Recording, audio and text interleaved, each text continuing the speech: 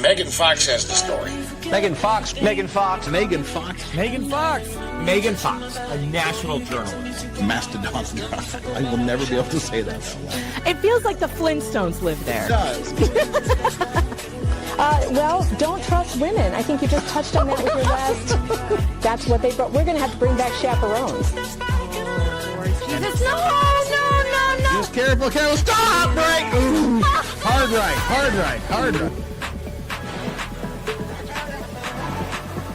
How did you screw up a stove, Megan? You're a woman. I thought that was baked into you, like at the genetic level, how to operate kitchen equipment. And honestly, Megan, if you don't like it, I'm sorry. I've been very nice to you. You get Dino hanging out outside chewing on a large bun.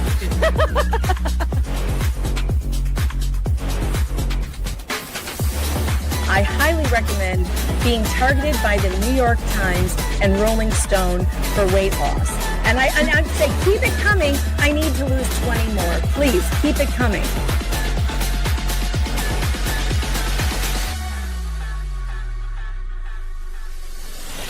Explain to me, Megan, why did this country not have a holiday once a year? That's the time you vote.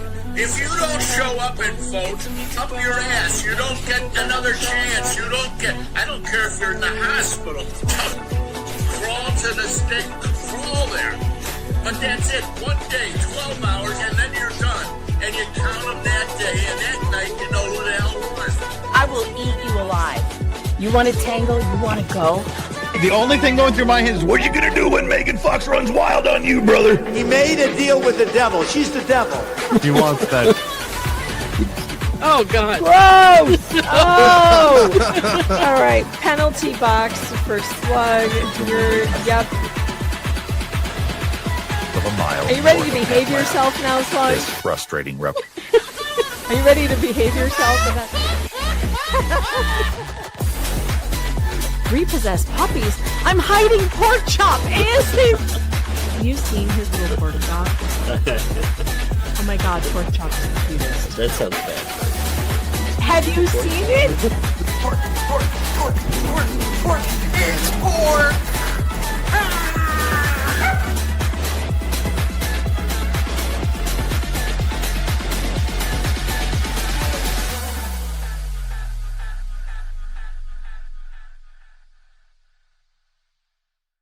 Though you may be tempted, do not contact any person or persons mentioned on this stream.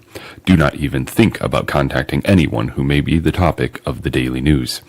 If you should do that, the host will question your IQ, possibly call you names, and mock you for disobeying these basic rules of decency. All the best. All the best. Good morning, afternoon, wherever you are. I don't know, whatever you're doing. Welcome to the show, House of Flux. How are you, dear? I'm doing well. Happy New Year. Happy New Year. It's New Year's Day. It's 2026, and I'm bringing back Throwback Thursday. I tried to do this a while ago because Jeff was a Legal Vices, our dearly departed friend. He was starting to do his Throwback Thursday retro trial of Massachusetts v. Woodward, which is the Killer Nanny trial from the 90s, 90s, I don't know, 87, I think, something like that. Anyway, with one of his favorite attorneys ever, Barry Scheck. Yes. Barry Scheck. And I was looking forward to it. And then he did 2 episodes and left us. And that sucked. So, or maybe 2 or 3. And so I picked it up and I've been on part 7 or 6. And we're going to give you, I know we're not going to go back and start from the beginning again. If you guys want to catch up, I think there's only like 3 episodes that I did, but you really haven't missed anything other than, loud Massachusetts accents. Oh, I forgot to work on the bingo card. I'll have that done before the end of the show. We'll do the bingo card as we go. Nice. I don't know how many of you remember I see 155 of you here, but my StreamYard comments aren't showing. Oh, there we go. There you are. Yes, Barry Scheck. And we will have a lot of fun with this trial, I do believe. I mean, Jeff wouldn't pick a bad one, would he? No, but also the fact that he left barely before even getting into it. I don't know if that's a bad sign for this trial. He was like, "No, I can't do it. I Nope." can't do it. I can't do it. It's too awful. It's too bad. No, I know that It's he too had much. seen it before, and that's why he wanted everyone to watch it. So he definitely there was some gold in here somewhere, and we will find it, right, Flux? How was your New Oh, yeah. Year's Eve, by the way? Oh, we fell asleep before 11. I think this was the first time in since Welcome to I have getting come of old. age, right? I think this was the first New Year since I've, like, been able to stay awake for New Year's that I didn't stay awake for New Year's. But I'm like, Well. there'll be Apparently another one." apparently my children stayed up till 5 AM. So I went to Oh, bed at 1, but they were up until nice. 5. Hey, Brad, what's going on, buddy? Happy New Year. Happy New Year's Right. Day to everyone, and happy day after New Year's Day to all of our friends in Australia and those of you in the Oh, future. yeah. I don't know if that's a thing, but if it is, happy day after New Year's Day, which is not that happy. Most people have to go back to work. Thank goodness that this Mm. time it's on a Thursday, so Friday. Most people are going to take tomorrow off, right? I would think. Yes, I we think also so. watched Stranger Things and then went to bed. It was better than I thought it was going to be after the It last episode.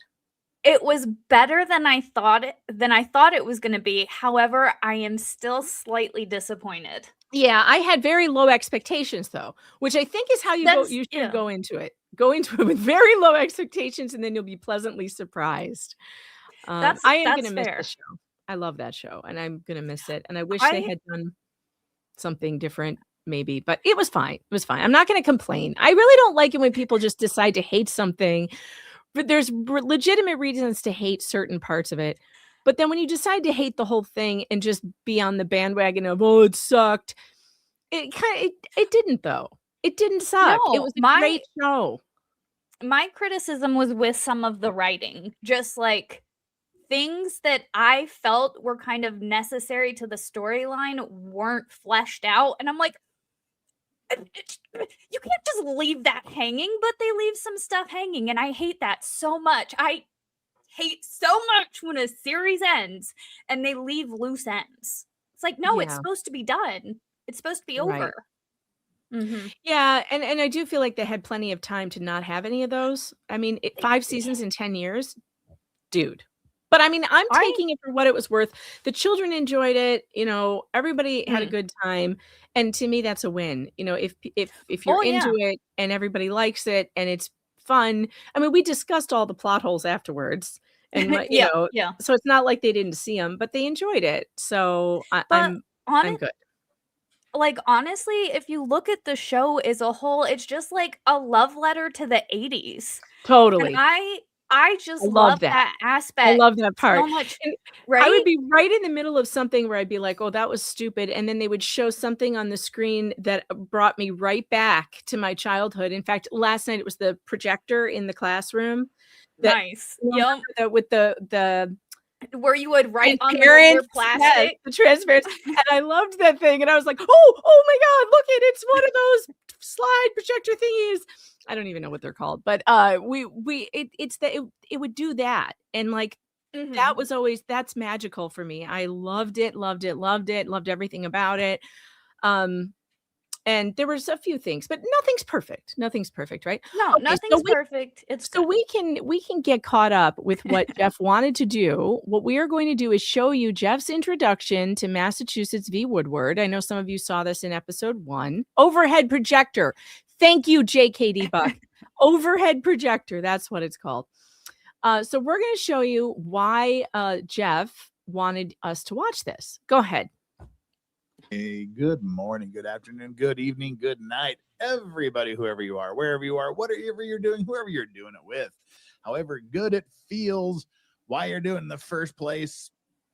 I don't care. I'm just glad you're doing it here with me. Legal Vices on this little old channel we call Legal Vices.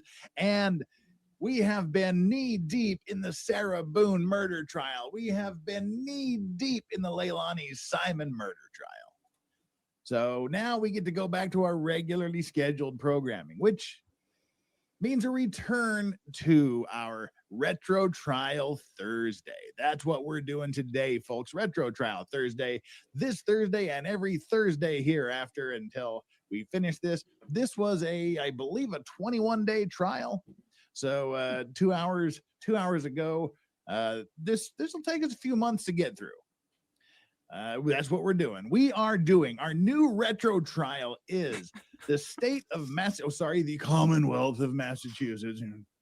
Massachusettsians, or whatever they're called, get upset. Whatever they're called. It's the Commonwealth of Massholes. Versus I prefer massholes. Louise Woodward. Me too. Ma V. Woodward. And now some of you are thinking, what the hell is wrong with you? What? We just got done with a child murder case. Why are you doing another one? Are you insane? Don't you understand that people don't want to hear that? This is different. This is a very, very different case than the Leilani Simon trial. This is actually quite interesting. It's one that many of you may recall. It was a while ago. Now, there's a few important things to note about this trial. So for all those people that couldn't handle the Leilani Simon trial for obvious reasons, give this one a shot. Because, and I don't know if I'm not gonna say what the verdict was. If you know what the verdict was, you know what the verdict was. If you don't, you'll find out. But whatever that outcome may be, this is a case that's open and ripe for discussion.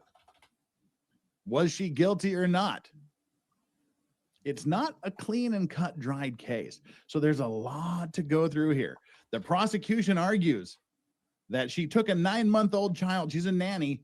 She was a nanny, a British nanny, an au pair for a couple in Massachusetts.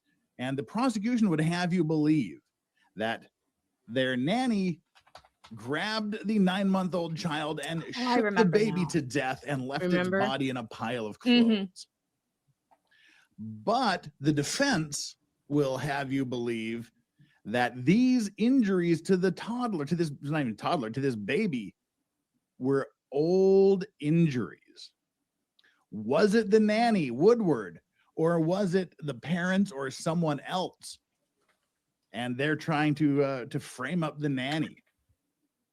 What's the true story? Hopefully it'll come out now. We have the Boston prosecutor. Now, if you thought there was some Boston accents in the Karen Reed trial, strap on, people. This is the true Boston. Did he mean strap on? Phrasing. No, he meant exactly I think he meant strap in. Area, no, the prosecutor, and those of you that are from that area will correct me if I'm wrong. He sounds like a born, bred, raised, dyed in the wool Southie. Now the defense. Let's talk a little bit, very briefly, about the defense. The defense, as you may have noticed from the thumbnail, the counsel for the defense is none other than one of my four personal heroes, Barry Scheck. Barry Scheck is leading the defense in this case. This was 2 years on the heels of the O.J. Simpson trial win. So this was 1997. So 2 years out of that, Barry Scheck is heading the defense. Oh, and 97. All the more interesting. That's so weird because they all look like they're in. They all dress like it's 1985. One of the greatest cross-examiners you will ever see. One of the greatest forensic cross-examiners you will ever see. He co-founded with one of the other O.J. Simpson lawyers, the one that we kept calling Donald Sutherland. Damn it! The house gnomes took him. Co-founded the Innocence Project. So Barry Scheck is at the command for the defense. We're going to get straight into this because we got a lot of trial to cover. Now, all right, I think we can stop it there. And we left off on, we're not far into it, guys. We're not, my hair is still wet. And see these over the headphone, these headphones are going to squish my hair down instead of let it fluff out. And I'm really annoyed. I can't find my under the hair headphones. That's why we were late. I spent 7 minutes searching for the headphones that never leave this area. So why they wouldn't be here is absurd. And I blame Jeff. I blame Jeff for this. Yes, it's purposeful. I've never used them anywhere but this desk. They never leave this desk, and they are not here. It was probably one of the children's. Children's are also house gnomes. But they're the headphones with the aux jack. No one uses those. Why is my camera? Yeah, that's fair. My camera is crooked. Look at it. I'm not even on the whole screen. Why is that? What is happening? I'm gonna have to. OBS is doing something strange to my camera. There we go. All right, that's better. It keeps trying to get me to update it, and I refuse for like the past 3 months. For what? OBS? I don't know. OBS and Streamlabs wanted an update, and I have just refused. And it keeps telling me to. Oh yeah, right. OBS has been trying to do that too. Because the last time I keep saying no. The last time I did the update, it screwed up all of my settings, and I had to call Brad in a panic and say, "Yeah, Brad, that's what I I'm need worried help." about. Yeah, don't do it. Or if you do it, do what Brad did and save all your settings on a file so you can go look at them and put them all back. Oh, You can do that somehow. Smart. I'm not sure. Brad can tell you how. Oh, by the way, I forgot to tell you, everyone, we are simul streaming on House of Flux's channel right now also. So please get over there. Mods, if you could drop her channel in the link at House of Flux. I would love for you guys all to get over there and subscribe. Flux and I are going to trade off back and forth like Jeff and I used to do. And we will be simul streaming this every Thursday. Time to be announced. Okay, we're not sure about the time. Today we're going to spend time Thursday. At least. Yeah, definitely on Thursdays. We just don't know what time yet. We were supposed to do it early, but then I forgot it's New Year's Day and everyone in my house would be sleeping in and I couldn't start a stream when my husband was asleep. He would be annoyed on his day off. So we left off on Dr. Joseph Madsen Part 2, I do believe. If I'm wrong about that, oh well, we'll rewatch some. But nothing major has happened yet. Nothing like, nothing that I recall as being like, oh, aha. So we're just establishing that there are experts who are saying that, oh, yeah, for sure, the nanny did it. And that's what we're doing now. We're on the state's case. But make sure you get over to House of Flux and subscribe over there because we are simul streaming, and send her some appreciative super chats as well. Make sure to like this stream and subscribe over here as well. Plus, I'm going to put the super tips link in the chat when I get a minute. Because I'm all over the place because I couldn't find my headphones. So I haven't done any of the things I was supposed to do. It's like 1999 all over again. It's like, I know, I'm wearing these I do love these new Sony headphones. These are my new Bluetooth headphones, but they do plug into my microphone. Also, I love them, but they're squishing my hair and I'm annoyed by it. So, all right. I love the hair. Thanks. I love the hair. Well, it's a little dark. The rest of it's a little dark. I mean, it will, but it's winter. So come summertime or spring, we'll go back I'll put some more highlights in there. But what I do like about going this dark is that it feels so good. It's so healthy. Oh my gosh, it's so shiny. Look at how shiny. Look how shiny it is. It's like all healthy and stuff. I leaned like I'd be able to do better. I can't. But no, it looks really good. And I cut off so much of it, so it's all super healthy, and all those dead ends are gone. And I mean, I really did. It was like down to here. I mean, I had her cut off like 3 inches, probably. You ever get sick of it? You don't. You never get sick of it. I sometimes get sick of the hair, and I'm just like, get it off my head. I can't take it anymore. This year will be 6 years since my last haircut. Wow. I don't know how you do it. I can't abide the feel of it. So at some point it gets so heavy and like it weighs me down, and I feel like it's weighing me down mentally. So I have to chop it off, and that's what happened. So we'll see. We'll see how it goes. I'm still settling into the new hair. But we'll see. All right, let's get this going. We will be working on bingo as we go. So far, I have Mary Lou Retton hair, yells in Boston, old tech, sound problems, court reporter side eye, bailiff side eye, shaken baby, but I have a whole bunch of other squares that need filling in, and we just don't know this case well enough to fill them in. We need at least one square with shoulder pads. Oh, shoulder pad. Yes. Shoulder pads. Because this is apparently they were still wearing them in the late. How about 70s mustache? Yeah. We're gonna have Corn some stash. porn stash. Yes, we'll put that in there. Porn stash. Love it. Does the chat have any ideas that they would like to have in the? Oh, we should put hair talk on there clearly because Oh that's yeah. Yeah. that's gonna happen. Happen every Flux time. Flux gets angry. Oh yeah. I gotta find my picture to put in there instead of the words at some point. My Flux gets angry picture, my favorite. Oh All right. yeah. Is the chat giving any ideas? I have not seen any. Okay, well, we'll start this and then we'll add to the bingo card. It'll probably be finished and ready to play before we're done with this. Here we go. Can you hear this? Dr. Madsen, I believe. Can you hear that? All right. Already we have yells in Boston. Dr. Madsen. When we left off, you were just beginning to tell the ladies and gentlemen of the jury about the surgical procedure that you performed on Matthew Eapen. Could you please do that at this time? Okay. At the time we had concluded yesterday, we just yes, tell us what you did. The dura was open and the blood clot was starting to come out. The blood clot came out mostly under its own pressure. It was red blood and clear fluid squirting out first.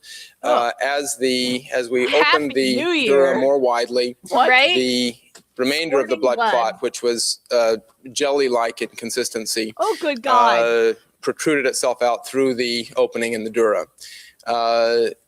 I hope no one was eating. Great point of the case to pick up. I am so sorry.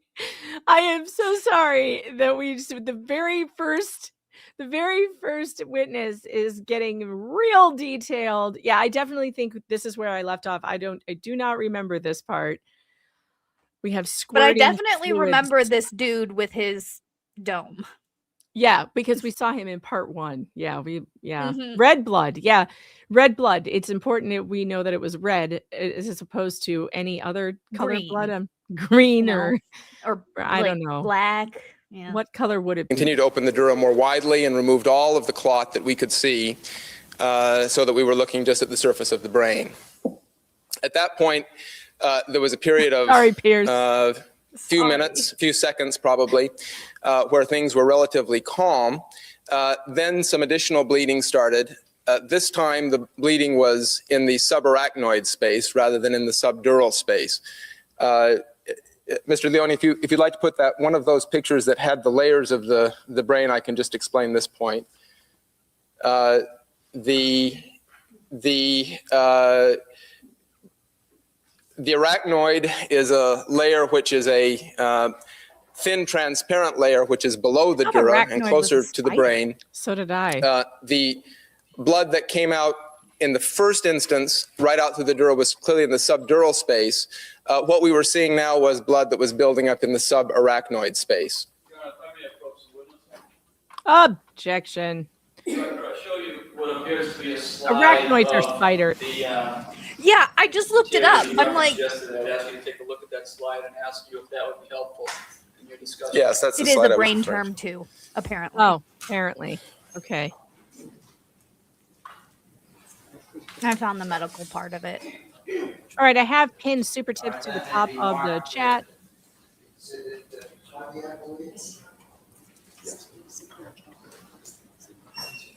Yeah, I love that they just have that head on the table right there.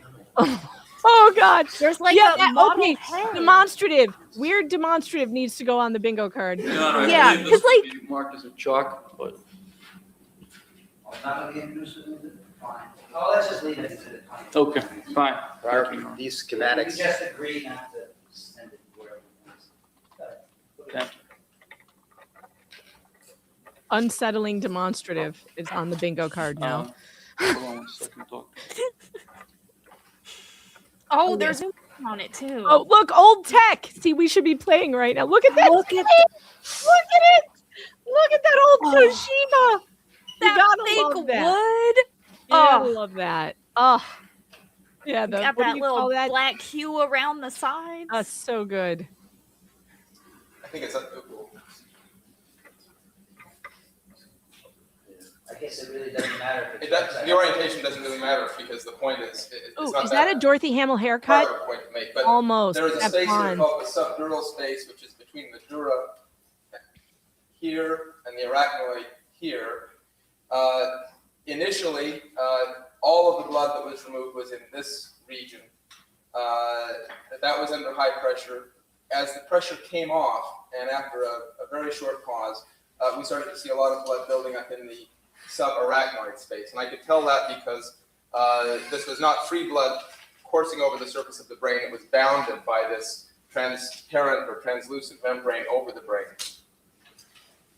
Just as that happened, the brain itself started to swell up very dramatically. I think in the operative note I said it looked like it was a loaf of bread rising out of the skull, but it really was coming to the at least a couple of centimeters, an inch or more out of the margin of the skull, which had originally been cut to get the blood out.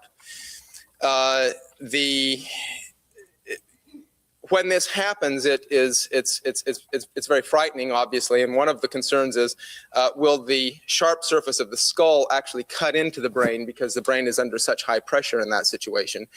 The thing that I decided to do was to take the drill and enlarge the opening of the brain. So I ended up removing a larger area of bone that was basically all of the area of the bone that had been exposed on the surface of the skull. I could show that with the model, perhaps, Right. just to outline how. Let Mr. Leone ask the question. I'm sorry.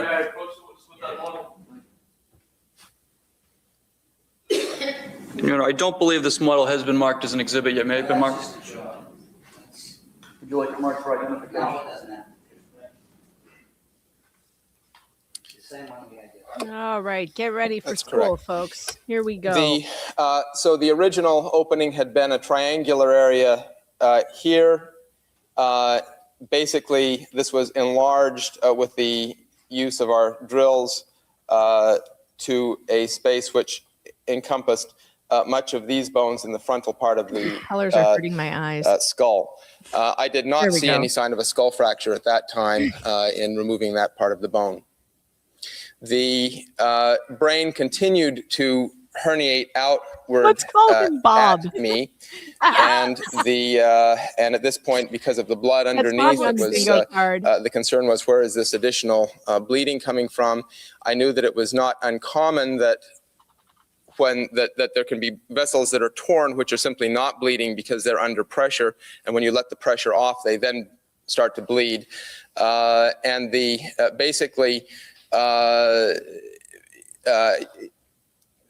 made the decision to simply leave the skull out, leave the dura open. Those are both things that we would, in any normal craniotomy, we would carefully stitch the dura back closed, replace the bone, and then reclose the skin. In this case, I decided that the only way we were going to be able to get Matthew off the table would be to close the skin over what we had, leaving the brain herniated out the way it was, and proceeding directly to a CAT scan to try to see if there was any other underlying bleeding or a particular blood clot that would be worth going back in to take out, or was there bleeding on the other side, something like that. So that was the plan. When you say it was the only way we're going to get Matthew off the table.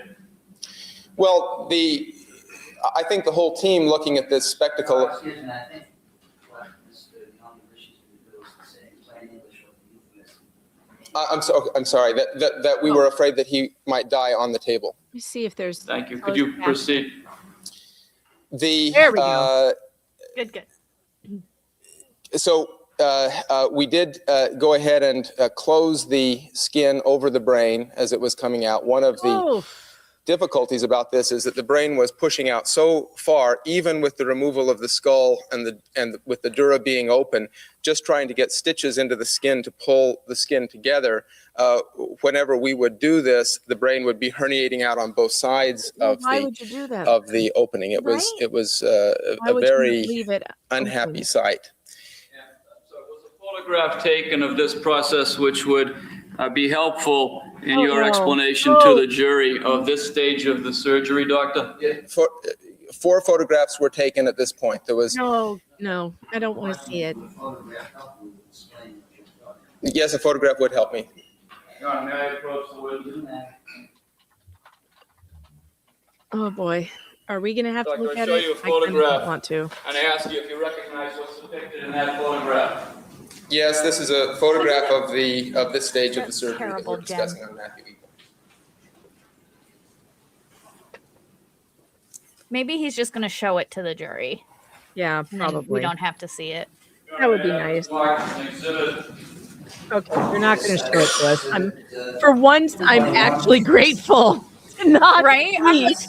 May I publish this photograph to the jury? This was 1997, folks. 1997. I'll put that on the banner. Thank you.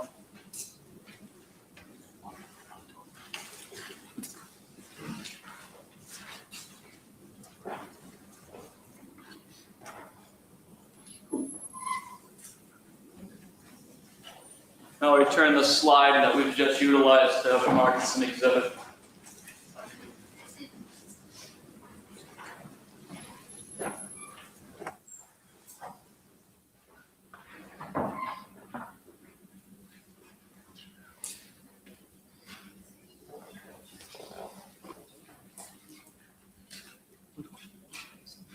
The judge does not look like he's enjoying this.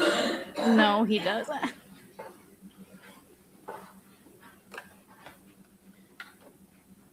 How does this look like 1997 at all? It doesn't. Doctor, if you could further your explanation to the jury by utilizing what we see on the monitors, telling them what it is depicted in the photograph as it relates to your surgery. Oh, The first thing to do is to explain what. I can see I mean, it. at least see it.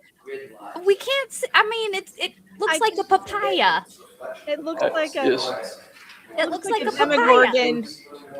Ooh. Yeah. It does, kind of. No. Let me see if this one. Ooh. This is At least horrifying. it's like, I mean, maybe it just looks blurry. At least it's not this tech, like today's If the tech, where lights we in the see like 4K. courtroom would think it may, Oh, they're gonna turn the lights off.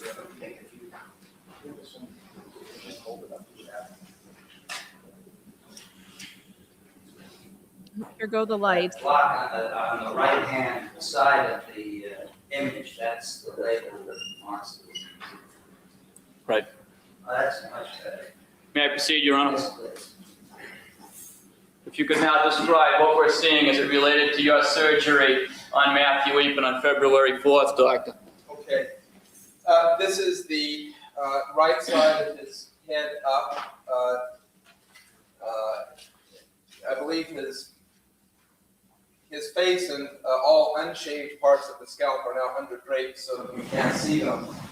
But what you're seeing in this part of the photograph is what has been shaved and prepped and draped. The incision in the scalp is shown here, and I believe it would be curving down in front of the ear here for the full length of the incision. And this is fairly late in the closure. Someone happened to come back into the room with a camera at that time. That's why we happen to have these photographs of the end. And you can see some places where this skin looks like it is being stretched outward. It is fastened together with a few stitches coming across, and you can see that the part which is unsutured has brain tissue, which is actually coming out of the opening toward us at that time. It shows some dark areas here which represent blood, which is in what I described as the subarachnoid space, the space underneath the membrane, and the pinkish tissue here would be brain tissue. And in order to actually close this or to try to bring it back to closure without causing too much damage to the brain, just with our sutures, with our stitches, Your face. I believe I held a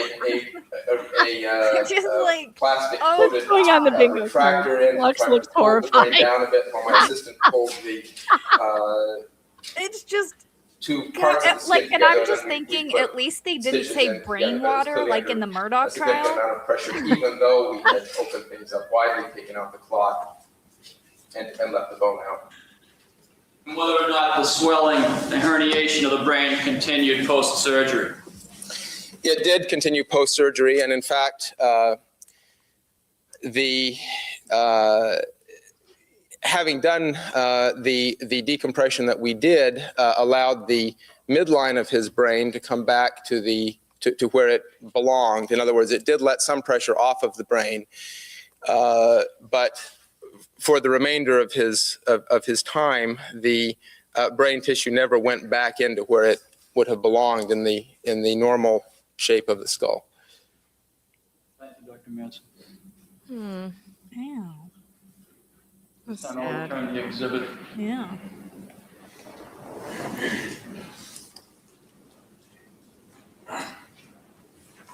So apparently they call it the arachnoid because it looks like spider webs or you saw on the image. There's like this. Doctor, could you describe stuff. the That's why they call it that. latter part of the surgery, the external stitching, which occurred to Matthew Eapen's skull?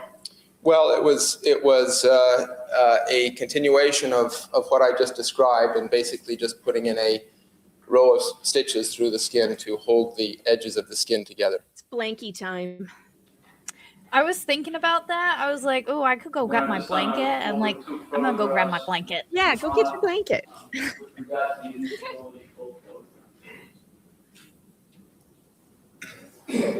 No objection, Mr. Check says so, they leave me on. It's an art exhibits 22 and 23.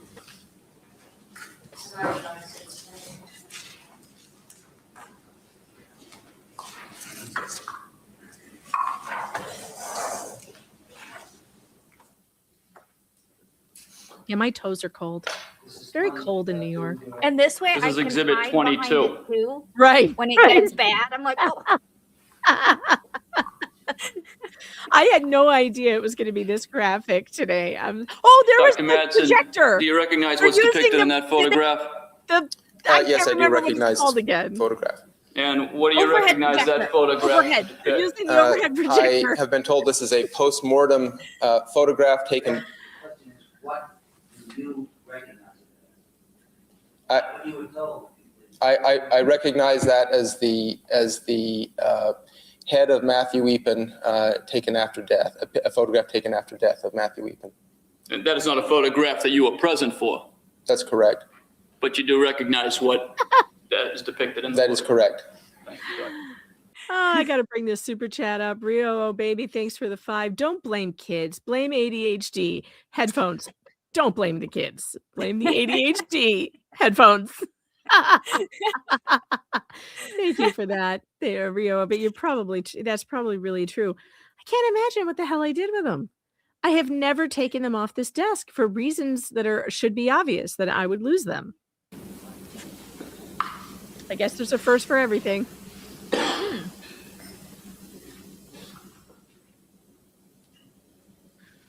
Exhibit 23. I wonder if they're showing graphic. Were you present at the taking of this photograph, Yeah, Doctor? No, I was not.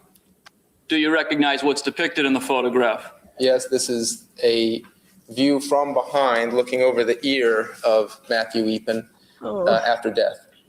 And specifically, the area here, which I've illuminated. The area yes, that area is the back part of this question mark shaped incision that came down behind and then in front of his ear on the right side.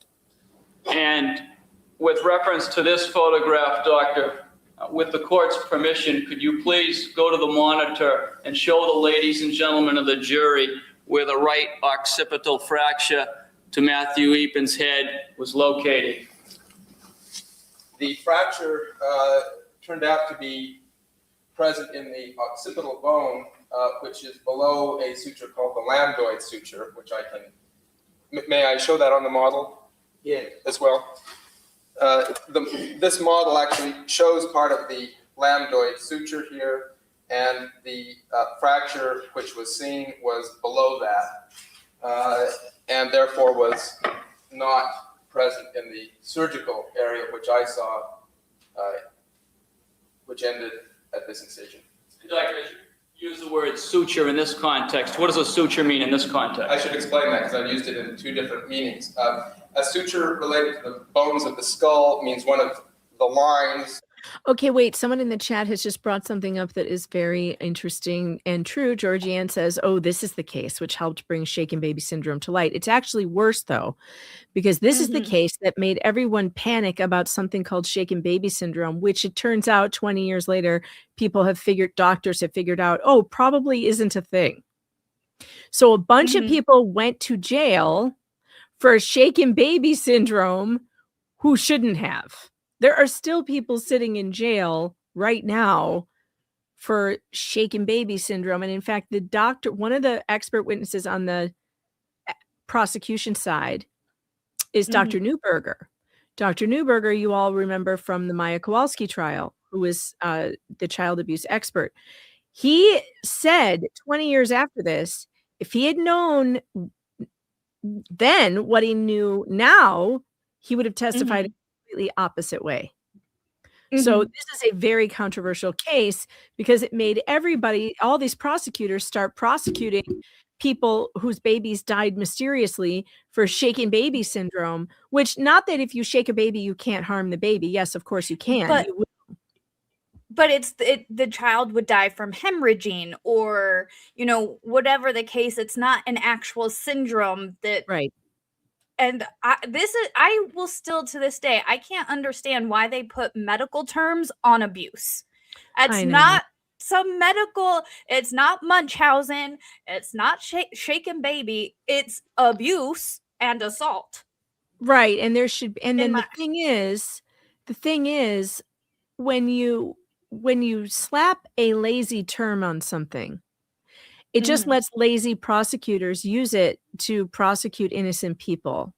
Instead of getting to the cause of why this baby died, we just misdiagnose it with this blanket shaken baby syndrome because it's easier than, as you can see, neuroscience and brain science is extremely complicated, right? So it just gives them an excuse to be like, well, it's shaken baby, instead of the millions of other things it might be. We just throw this. So this case is really important because it's tragic in a way where after this, the cases of shaken baby syndrome that got people put in prison just went through the roof. Skyrocketed. Which separate different bones of the skull. And that's just the medical term. We also use the word suture to mean stitch. So when I say we sutured the wound closed, it means stitched, and they're unrelated usages. And did you make observations in the area of Matthew's skull between where the surgery ended and where the fracture was located? We could see the edge. You mean at the time of surgery? Yes.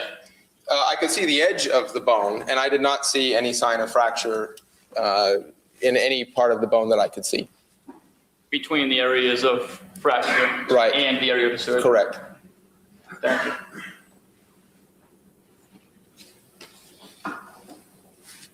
Your Honor's permission to return these exhibits? Yes. No, Lizzie, I did not take them with me. I know I didn't. I never take them anywhere because I hate having them in my ears. So as soon as the show's over, I immediately rip them out. Now, Doctor, and hang them on after the surgery, was a decision made to perform on the bingo card. Coffee in the courtroom. Ah, look at the coffee graphs. Look at the graphs. Coughing like but coffee works too. Okay, coughing. I wonder if there's coffee in those or it's water. It could be water. The CAT scan. Yes, it was. We went directly from the operating room to the CAT scan suite. I need coffee. And was another CAT scan performed post-operative on Matthew? Yes, it was. Your Honor, may I have post-operative mask? I think the baby was 15 months old. No, 9 months. It was 9 months old. Okay. Yeah, he was little. Little. Yeah.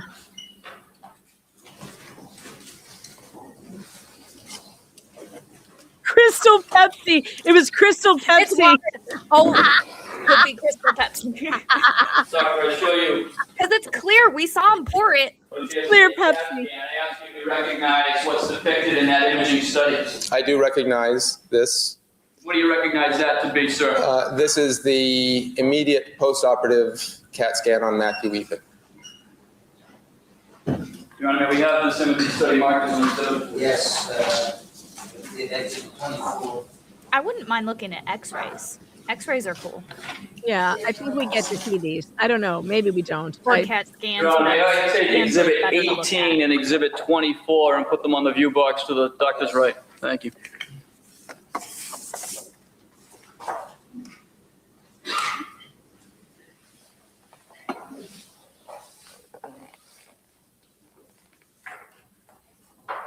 Yeah, nobody has a 48 million ounce water carafe with them either, like personal. Yeah, which no, everybody it's- has. Permission, doctor, Yeah. I ask if you could step down from the witness stand and reference both exhibit 18, which was the preoperative Oh, I CAT have an scan, idea where the and headphones might be. exhibit 24, which Ooh. indicates a Right, I postoperative just had a CAT memory. scan, and indicate your findings to the ladies and gentlemen of the jury. Yes, I can. The Excuse me a moment. Can all the jurors see, if at any time somebody inadvertently blocks a view, just let us know, please. Go ahead, Doctor. Thank you. The findings on the postoperative scan go along with what Nope. I saw Aww. directly at surgery. Namely,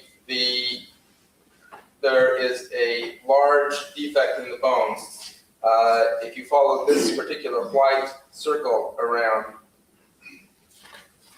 on each of these images, as I'm indicating, this is on the postoperative scan, you'll notice that there is an area where that particular white circle is missing this is the right side in this area that I've indicated on the model. Oh, you can see it like as pushing bone out. was removed. Oh, yeah. There is a large amount of tissue that is swelling out through that opening. The characteristic markings of the edge of this tissue identify that it is brain. In other words, this is not just soft tissue swelling, this is actually brain tissue that has swollen out into that opening that has been made in the bone. The subdural hematoma, which indicated on exhibit 18 here on, this is image number 7, but is present on many of them, is now gone, and that was what delivered itself and came out very quickly at the beginning part of the surgery. And in fact, that particular subdural hematoma is gone. The subarachnoid blood, which I had mentioned, which is more intimately on the surface of the brain and below this layer, is visible as this white image, white marking here over the surface of the brain, and you can even make out the grooves in the surface of the brain, which are a normal part of the brain, but here all of those grooves are swollen. There is a new area of blood collection which corresponds to the space between the two hemispheres. There was a suggestion here which I did not point out yesterday because it was not something that initially I made very much of, but I think the radiologist. Doctor, just testify, please. Yes, sir. So that Was that an objection? No, I it was think the that was the judge. Of blood is now Just being like, replaced just talk by a about stuff that's fairly relevant. thick clot of blood. I finished the between bingo two card. hemispheres. It's coming to the Excuse me, chat. Your Honor, I think we should note this. Your doctor was pointing to exhibit 18, image 6. Image 6, and then pointing to. All right, get your bingo cards here, folks. Exhibit I will do one to pin 24, to the top too in a second. 6, 7, and 8. Doctor, were there other findings that you made, given those two CAT scans, that were significant to your treatment and diagnosis of Matthew Weepman at that time? Yes.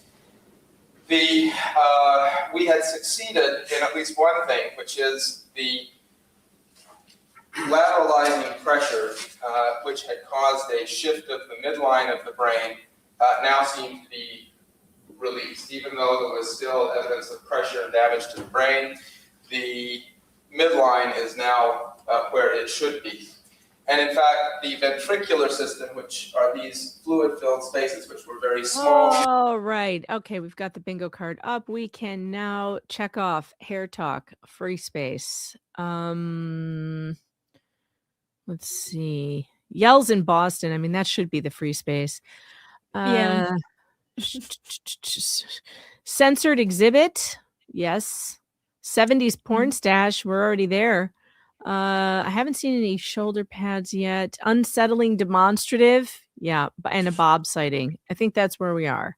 Oh, we can probably check off we learned something. We learned that arachnoid thing. That's very true. And old tech. Gosh, look how far we are. We're is just great. like a couple of students today learning and stuff. We're motoring along here, folks. All right, let's get back to it. Here on Exhibit 18, Image 8, are now large. Nanny has bingo already. The Bingo. overall impression We'll start again. compressed, relieved. Doctor, was a CAT scan performed on Matthew on February 6th? Yes, it was.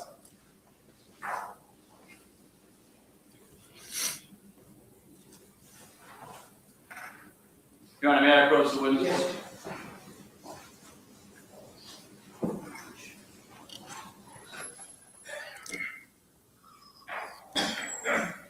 Doctor, I show you what appears to be an imaging study regarding Matthew Weepman dated February 6th. Ask you if you recognize what that is. This is an imaging study of Matthew Weepman on February 6th. Your Honor, we have this imaging study. CAT scan marks. It's 25. Thank you. We'll publish this on the View. Yes. Now, Doctor, similarly, if you could please step down with the court's permission and indicate to the ladies and gentlemen of the jury, 2 days later, what observations you made of Matthew Weepman's head and brain that was significant to your continued treatment and diagnosis of Matthew. Yes, I can.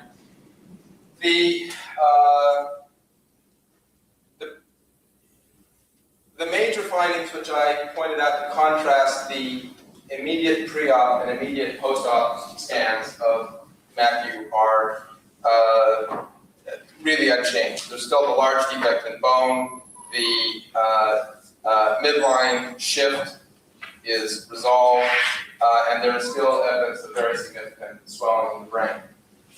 The new findings, which can be now understood, I think, in this progression, is that there are large areas of the brain which show a lower density. That is, the grayness that the CAT scan machine assigns to them in this image is a darker color of gray on the right side relative to the left side here on Exhibit 25, Image 9, let's say, but present in most of them. And Sometimes I wonder if they're just going over these very, very small details just to drag it out. Like, why are we going over what's gray and not gray? Can we just get to the point, please? At this stage in our treatment, one of the most important questions was what the ultimate diagnosis was going to be for Matthew. It was clear that we were seeing areas of very severe brain damage and probably infarction, in other words, stroke or complete death of that brain tissue. Certainly on the right side, but there were also clear indicators of problems on the left side as well. And the point point that I was trying to make yesterday on the loss of the gray white junction on the very early scans, here I'm pointing to exhibit 18, image 8, that we were seeing some blurring of the gray-white distinction already then. I think the members of the jury can see this really playing out in its full expression on the later images, such as here on exhibit 24, image 8, where you really can't see any distinction between the gray and white matter. And this is on the left side, the side that was the less injured side, and the same ends up holding true on this scan of February 6th. That's exhibit 28, number image 8. In addition, we were beginning at that point to see areas of low density in the midst of the brainstem, which on this particular image is this region. If that's not clear, we can show it on the telesensor. I think it probably is clear, but it's right in the middle of the brain.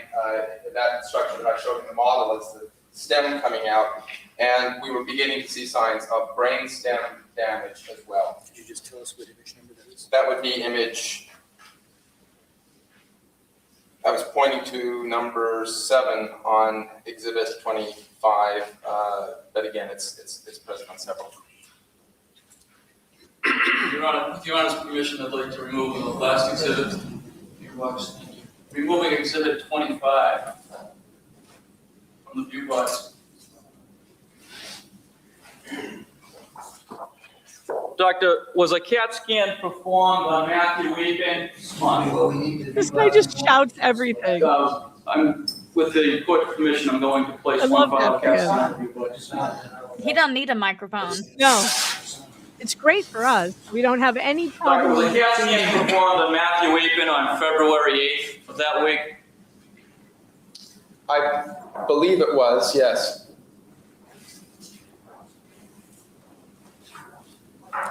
He's very handsome. CAT scan imaging study and ask you if you recognize That's very all-American.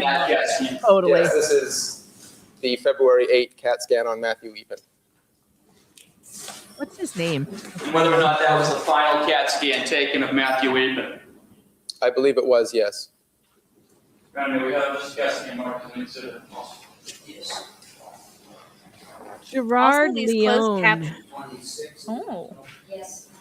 Gerard Leone Jr. Court permission, may I publish the exhibit 26 having been published. Similarly, I ask you, with the court's permission, if you could step to the view box and indicate findings you made that were significant to your treatment and diagnosis of Matthew Weepin 4 days after he was admitted to Children's Hospital.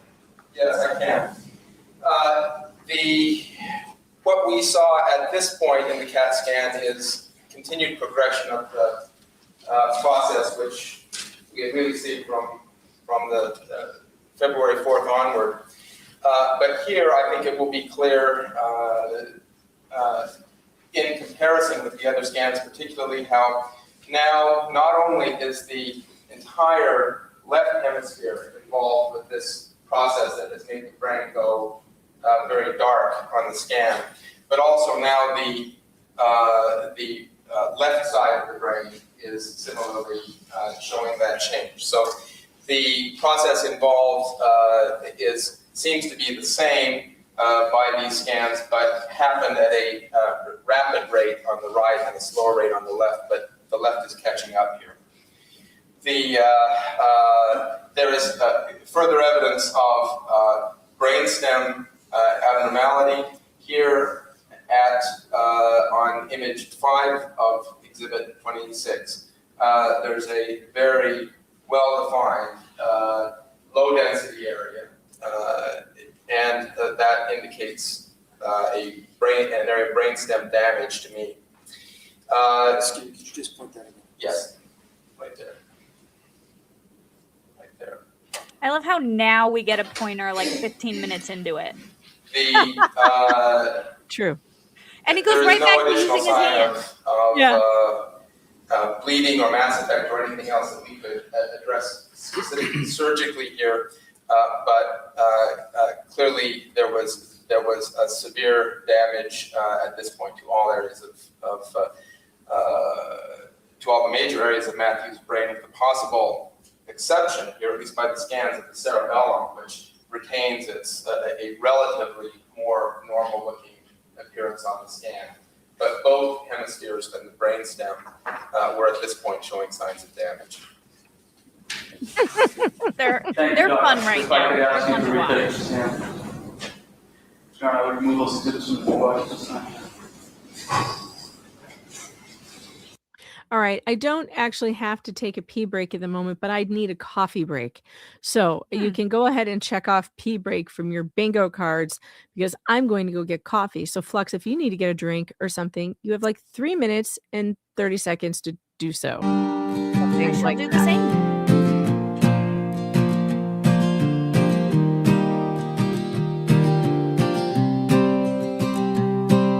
She's streaming live, just killing the game, sipping coffee like it's her middle name. A whiskey splash in her chai tea brew, but now she's squirming, doesn't know what to do. The chat is lit, emojis abound, but her legs are shaking, she feels the countdown. She's got a crowd watching her sway, but nature's call says she can't stay. BRB, gotta fly to the throne. Bathroom break, it's a live stream zone. Don't pause the stream, don't shut it down. She'll be back, serving slay in this virtual town.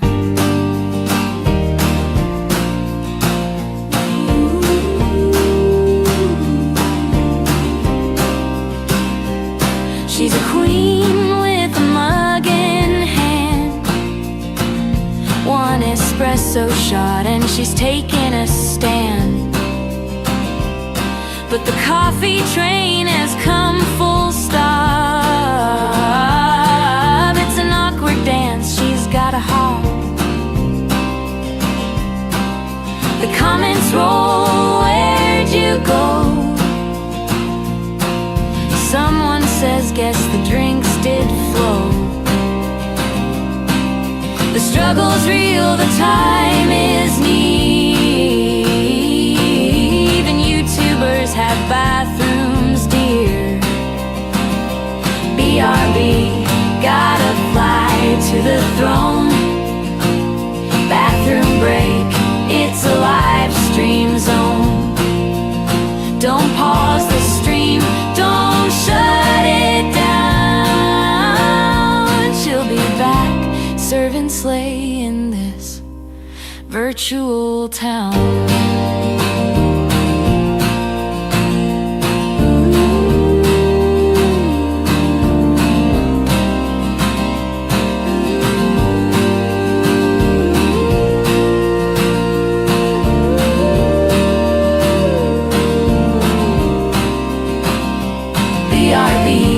Gotta fly to the throne. Bathroom break, it's a live stream zone. Don't pause the stream, don't shut it down. She'll be back, serving slay in this virtual town. Okay, I actually found my headphones. Can you believe it? All right, where Nice. Where were they hiding in the gnome cave? They were stuck, wrapped around my chair, and I didn't like they fell down right here. They were wrapped around the handle, and I saw them when I went to sit back down. I was like, "Oh, there's a cord! I see a cord!" So I knew that they were not missing. Far. But now I know that the staticky sound that I suffer with is these headphones. Because the static sound is back. And the only difference is the headphones, and that's annoying. So now I'm going to have to find new ones. With your headphones, are they plugged into the jack, or is your earbuds plugged into the jack? Because it's probably the connector. Because like anytime I get, if you just kind of twist it, sometimes you can get a better connection. Oh, yeah, it's definitely the headphones. I just got to get a new one. They were cheap. Yeah. And the thing is that I have the reason I don't want to spend a ton of money on them is because the last expensive ones I had were the same problem. So it was like, yeah. All right, here we go. Also, to be fair, Wildcat, I blamed her children. She didn't. I did.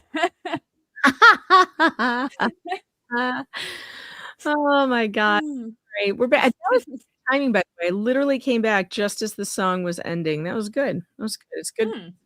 Perfect time for 1 cup of coffee. All right. All right, put the lights back up.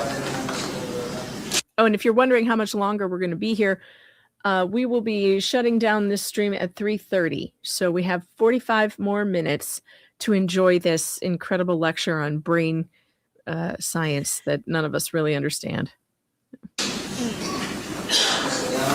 Nor did we ask for. That would be Louise Woodward. She is the nanny in question. She's from England. She's a British nanny. And she's like 19 or 18. She's a baby. Yeah, really young. She doesn't really look like someone who would shake a baby, but what do I know?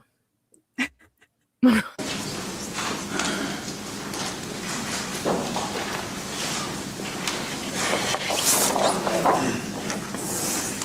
didn't realize she was British. Interesting. Yes, British nanny. And can you imagine what her parents were going through? Oh my God! You send your daughter away to be a nanny overseas. Of your treatment of Matthew Apin. And I'm like, murder. Did you form an opinion to a reasonable degree of medical? He's shouting over you. I can't hear you. I'm pretty sure it was the parents. How convenient is it to blame and this is why I'm not that I have nannied, but like when I was a teenager I did. But I'm like, they can literally say anything about you, or like anything could happen to their kid and they can say it was you, and you really can't do anything. Of course, then in the Rachel Bruno case, it really was the nanny, and they never even investigated the nanny. That's the thing too. Like, just watch your own kid. I know it's not always possible, and that sucks. But like, right? Well, people who live in New York and in the upper crust anyway, they rely on nannies. They have baby nannies. You know what a baby nurse is? So a baby nurse is just a nanny specifically for when the baby is a newborn, and they come and they do overnights, basically, where they're up with the baby all night so that you can sleep. And then you have your regular nanny who is so they have multiple these people, like wealthy people, have multiple nannies, they specialize in different things, and these people cannot live without them. It's incredible how it's a whole different world. It's a whole different world. Meanwhile, I'm over here like angry that the value fries went up to $1.50. I know. Like, speaking of the value menu, I told everyone this last night because I'm all stoked about it. But at McDonald's, they have the NFL box deals now. And like ours is the Buffalo Bills Mafia box. It's $13 for 2 cheeseburgers, 2 medium fries, and 20 chicken nuggets. Yeah. $13? I fed all 3 of my children with that yesterday. All 3 of them ate off of that, and they were all full. I know. So just let you know out there, maybe the fast food restaurants have been hearing our complaints, but go out there and get yourself one of the NFL boxes if you're out. That is the best deal out there right now. I'm telling you, it is. Was it? I don't remember whose stream it was. It might have been you. I have no idea. Somebody, remember when fast food was for the poor? Yeah, right. Now I can't take my children to McDonald's for less than $50. It's insane. Yeah. $50. For $50, we could go to a sit-down restaurant. Oh, like, yeah. What are they doing? And you can have endless drinks there. Yeah, right. You get free versus refills. a drive-through, you only get once. You only get one. Yeah. Now the NFL boxes don't come with drinks, so you have to buy your drinks if you want your drinks. But for 20 chicken nuggets, 2 cheeseburgers, and 2 medium fries, I fed 3 children, one of whom is an adult on that. They were satisfied. So that was a big deal. That was a very big deal for me. 20 chicken nuggets is a good amount. 20 chicken nuggets is a lot. So I'm thrilled with it. Oh yeah, look, Nanny Linda Lou says we went to Chick-fil-A yesterday, 2 little ones, 3 adults, $62. Yeah, it is not fast food is just not cheap anymore. You might as well go to a regular restaurant. Honest to God. But on that one, you're having to worry about the whole tipping situation these days. How they demand like 40% now, even if they do a shit job. Well, I try to tip well. I usually tip pretty well. I don't know. I just kind of added into the cost of going out, because they do still make less than minimum wage. See, because I've been a server. I know the struggle when you have like a table of 20, the bill is $400 and they tip you $2. Yeah, but right. It's like, but at the same time, it's like, I always tip well because I know the struggle. But if you don't serve, if you don't do a good job serving, I'm not going to tip you well.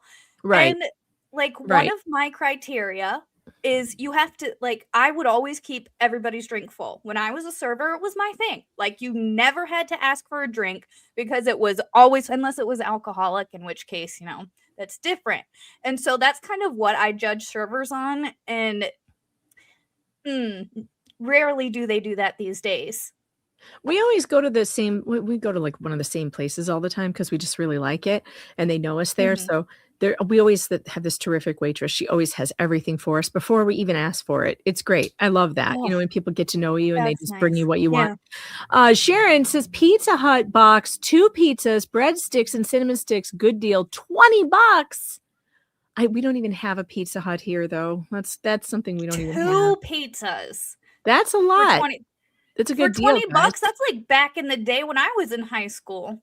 That's a good deal. That felt weird to say. Hey, everybody share your fast food deals that you know about right now. Those are very helpful tips everybody needs to know. So if you have any more of those, I'm happy to hear them. All right, let's go back to the prosecutor, shouty prosecutor. Whether his brain functions were progressing or worsening. The question wants to know whether you have a thing. yes. And what was your opinion, Doctor? About what was actually happening with his. The question is, do you have an opinion as to whether he was improved?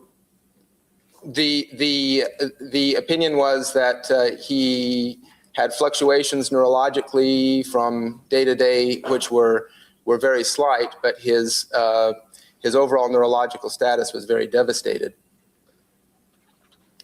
And at some point during your treatment and diagnosis of Matthew Weepin, did you form an opinion to a reasonable degree of medical certainty whether the brain damage was reversible?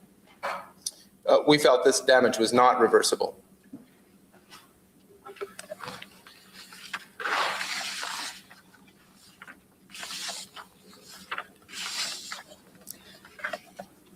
Now, Doctor, given Matthew's $2.13 injuries that you observed to be present upon his... When I first started serving, it was $2.50 an hour. Oh, that's pretty good. $2.50 an hour, $2.50 an hour. And in New York right now, it's 7 something an hour. So, coughing. Did someone hear coughing in the courtroom? Yeah, for servers. Wow, that's almost unheard of. Well, Rogue says where she is, they get minimum wage, $14 an hour. If you're getting minimum wage, then the tipping is, I guess, not that necessary. If but I kind of, I think serving should be based on tips mostly, because that means the good ones will get paid and the bad ones will wash out. And I don't think if you go to a full on, you just get paid an hourly wage, no matter what, all service will be shit. You have to motivate people to serve you well. I do agree with that. However, today everybody's like, I deserve it no matter what. You have to give it to me. Well, It's like, no, you're a those bad are also. drummer. I think those are also people on social media for rage bait. You know, like, I don't run into many servers in real life who behave that way. It's almost like you see all those videos about the people on welfare or whatever, and they're all like, look at my haul that you're all paying for. That's not really how people who have food stamps behave. Like, it just isn't. That's a social media rage bait, clickbait crap. That is not trend. it's not the majority of people who are out there who need food stamps. Don't be fooled. That is, I know way too many of them. That people do not behave that way. That's just for clicks, I swear. Admission to Children's Hospital on February 4th, and the subsequent progression of those injuries that you've just testified about and that were observed throughout the week. I have some questions regarding your opinion as to potential causes of those injuries, manner of infliction, and degree of force necessary to cause these injuries. Doctor, based on your observations of Matthew Eapen, your review of his medical records, your review of the relevant literature in the field of pediatric neurosurgery, and your training and experience in that area. Sir, do you have an opinion to a reasonable degree of medical certainty whether a gentle shaking at approximately 2:45 p.m. on February 4th to arouse Matthew because he appeared sick and unresponsive would have caused Matthew's brain and skull injuries that were observed to be present upon his admission to Children's Hospital? I do have an opinion. What's your opinion, Doctor? I believe that would not explain the injuries. Doctor, do you have an opinion to a reasonable degree of medical certainty whether Matthew being tossed onto a bed on February 4th prior to his admission to Children's Hospital would have caused Matthew's brain and skull injuries that were observed to be present upon his admission to Children's Hospital? Objection, Your Honor. No basis in the record for that. I'm sorry? Objection, no basis on in the record for the hypothetical about the toss onto the bed. All right. Would you like me to repeat the question, Doctor, or do you recall the question? Yes, if you could repeat it. Doctor, do you have an opinion to a reasonable degree of medical certainty whether Matthew being tossed onto a bed on February 4th prior to his admission at Children's Hospital would have caused Matthew's brain and skull injuries that you would observe to be present upon his admission to Children's Hospital on February 4th? That would depend on the toss. All right, that's the answer. So was that sustained? It was an objection. That's on the objection is on the card, but I didn't hear the judge. All the judge said was, okay, that's the answer. Does that mean sustained? I guess that would sustain it. Okay, so I guess we can do objection and sustained. Do you have an opinion as to what type of force would have to accompany that toss to explain the injuries that Matthew had when he arrived at Children's Hospital? Yes, well, I think that this is more than what would come with an ordinary fall, if that's what you would mean.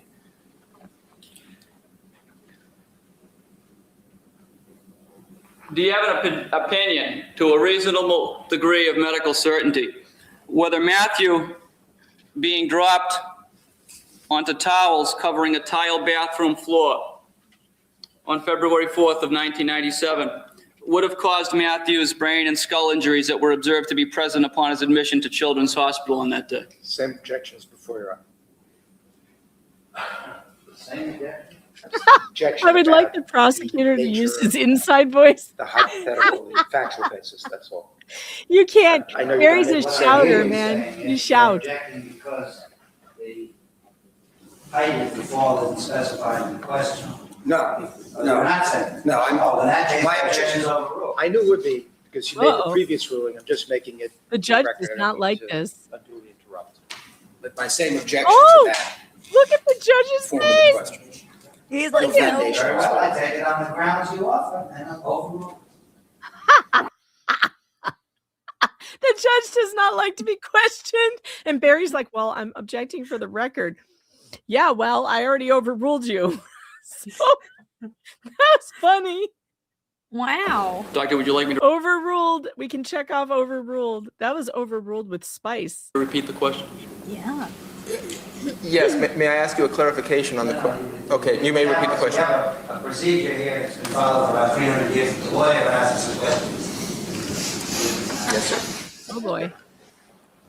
Doctor, do you have an opinion to a reasonable degree of medical certainty whether Matthew being dropped onto towels covering a tile bathroom floor on February 4th of 1997 would have caused Matthew's brain and skull injuries that were observed to be present upon his admission to Children's Hospital on that day? I do have an opinion.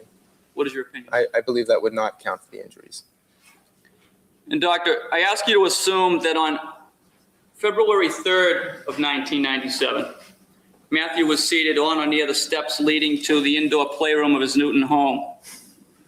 He fell over, impacting his head with the stairs. Do you have an opinion to a reasonable degree of medical certainty whether that would have caused Matthew's brain and skull injuries that were observed to be present upon his admission to Children's Hospital on February 4th? Yes, I do. What is your opinion, I believe that would not explain the injuries.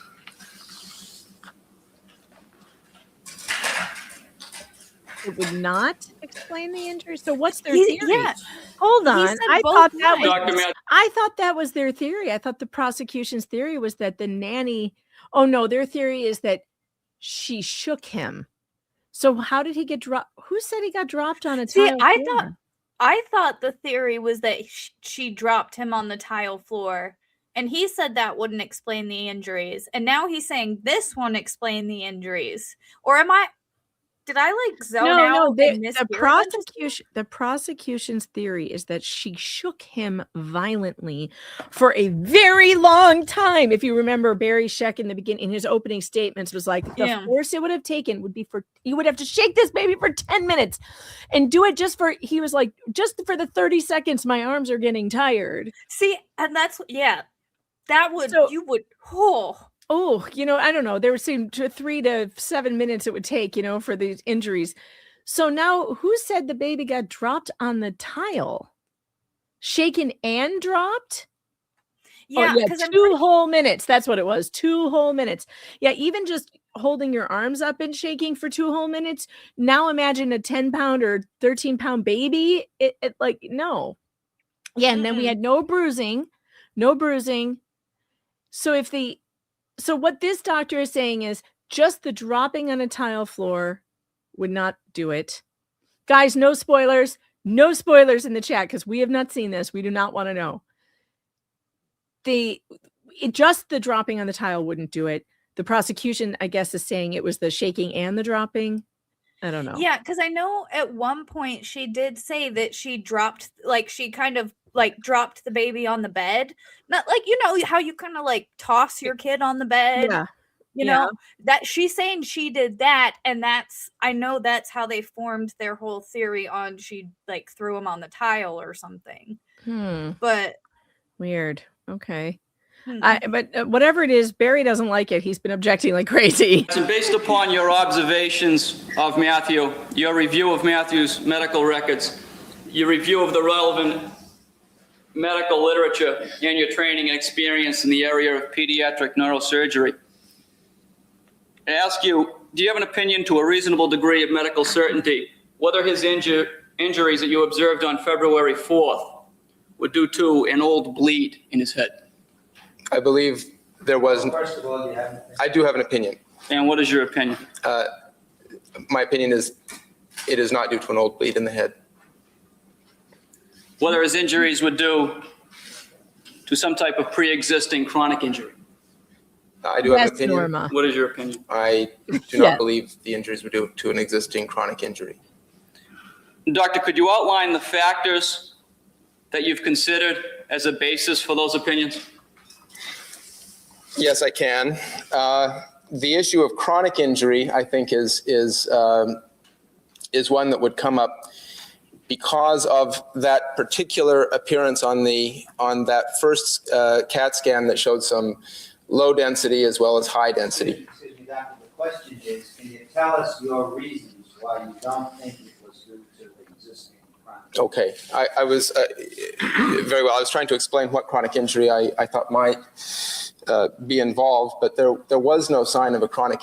There are signs of chronic injury which I would have seen that I did not see at the time of surgery. Whether or not you saw any old subdural hematoma in Matthew's head? There was definitely not a chronic subdural hematoma in Matthew's head. whether or not there were any existing membranes which indicated chronic or old injury to Matthew's head to you? There was no sign of membranes consistent with chronic subdural hematoma.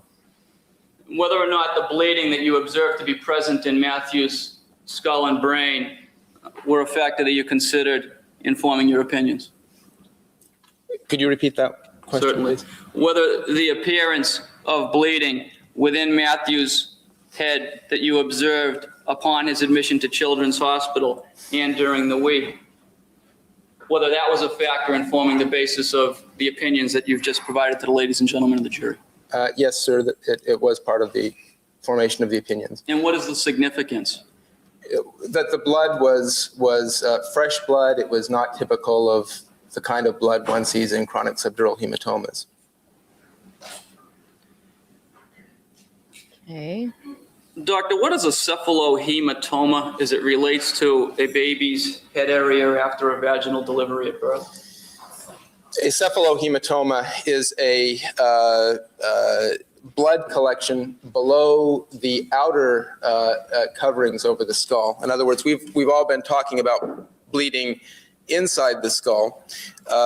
Sometimes there is a blood clot that forms between the bone of the skull and the tissue right over the outer part of the skull that we haven't mentioned yet, called the periosteum. And that's a fairly common kind of injury. They very rarely end up seeing a neurosurgeon. The neurosurgical teaching is not to do anything for them because they all go away and they're not important.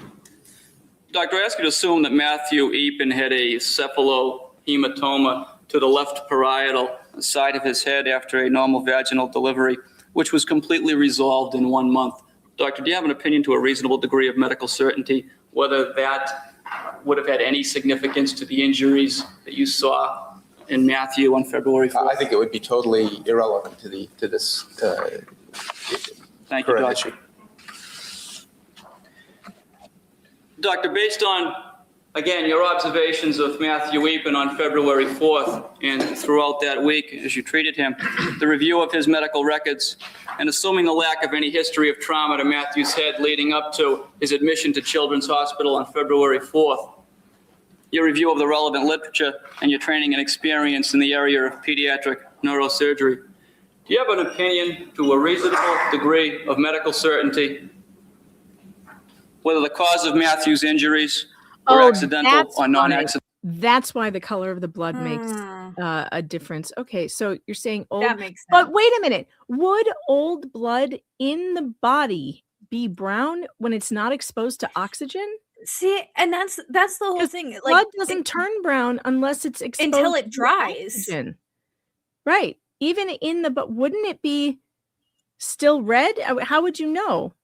I thought blood only turns brown when it's exposed to air, which you're not going to have inside your body. Am I wrong? No, I mean, I'm going to Google this. Let's Ask Grok. I'm going to ask Grok.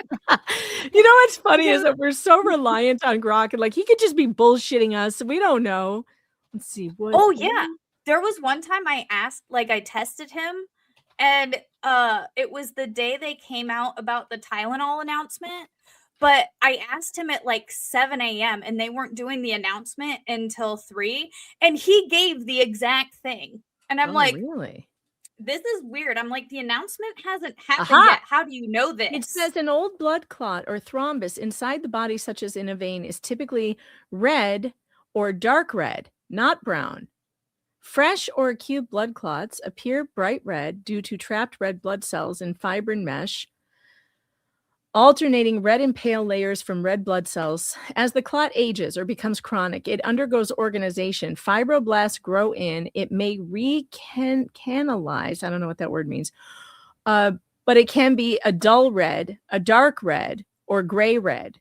Well, he didn't specify if it was gray red. I don't know what gray red means. But the brown coloration says is more common in dried or oxidized blood, just like I said, outside the body, because it is exposed to oxygen. Blood under the skin under the skin is progressing red, purple, brown, yellow as the blood breaks down, like in a bruise. Right. Yeah, like once it's bruised. Oh, maybe they're saying like it wasn't that, like it wasn't yellow or brown, like it wasn't bruised. There was he had no bruises. None. There were no maybe that's bruises. why he was specifying color. I don't know. Like instead of saying there's no bruises here. So it says if the clot is surgically removed or viewed externally after extraction, it might darken further. But inside the body, it's predominantly red. So as it's coming out of the body, it would be red, like he said, but so would any old clot. And then would darken afterwards, I would imagine. So I don't think you could tell. I mean, I guess you could tell, like it said, like he says, some of them could be darker red. But he didn't specify whether it was dark red or whatever. I don't know. I don't know. But that's why they're saying it. They're saying bright red, or they're saying it's red to make people believe it's fresh. Right? Yeah, I think so. All right. I'm sorry, I got distracted because Roz dropped 20 gifted memberships on my channel. Thank you so much, Roz. Guys, you know what that means. That's awesome, Roz. You're the best. Yeah.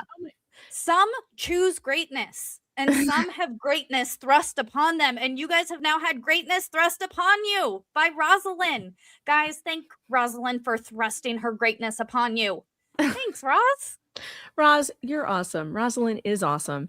And Rosalind is busy today, too, because she's throwing an epic party, her New Year's Day party today. So she's running around like a crazy person, but she still had the wherewithal to come in and just bless Flux. And just throw me way off of my train of thought. I love that. I love that. I love that that she did that.